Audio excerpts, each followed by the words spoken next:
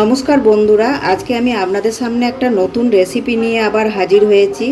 আজকে আমাদের ঘরে ইলিশ মাছ আনা হয়েছে, এজন্য আমি ইলিশ মাছের পেটিগুলো রেখে দিয়েছি ভাপা ইলিশ বানাবো বলে। তো রেসিপিটা চলুন এবার আমি শুরু করে দিই, আপনারা আমার সাথে থাকুন এবং দেখতে থাকুন। আগের থেকে আমি মাছগুলো নুন হলুদ মাখিয়ে রেখে দিয়েছি। এবারে এর মধ্যে আমি 2 টেবিল চামচ সর্ষে বেটে রেখেছি, ছেঁকে রেখেছি, খোসা দিইনি, এটা দিয়ে দেব।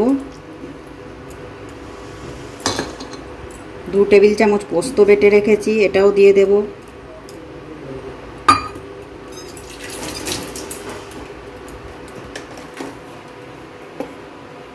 পরিমাণ মতো নুন দিলাম, পরিমাণ মতো হলুদ দিলাম, একসঙ্গে এগুলো মাখিয়ে নেব।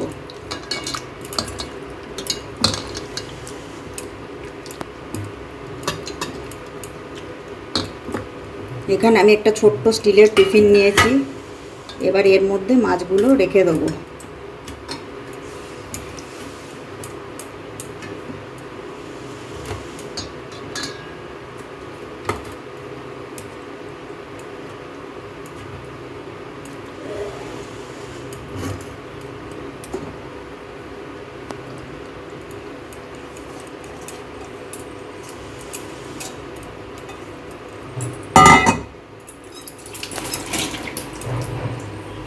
উপর থেকে একটু আমি সর্ষের তেল দিয়ে দিলাম।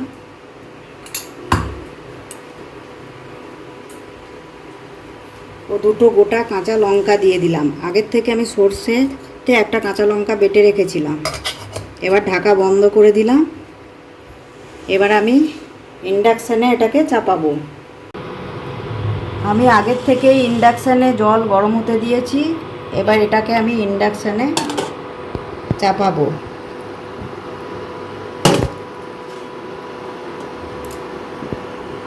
ইন্ডাকশানের ফ্লেমটা আমি বাড়িয়ে দেবো। ওপর থেকে একটা চাপা দিয়ে দেব। আমার 10 মিনিট হয়ে গেছে, দেখুন চাপাটা খুলে দেখাই, ফুটছে কত জোরে দেখুন। এবারে আমি ইন্ডাকশানটা অফ করে দেবো।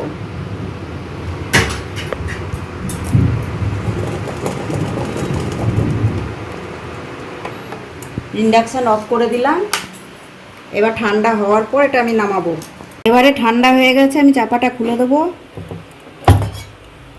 দেখুন কত সুন্দর তেল ছেড়ে এসেছে। আমি মিষ্টি দিইনি, আপনারা চাইলে একটু মিষ্টি দিতে পারেন।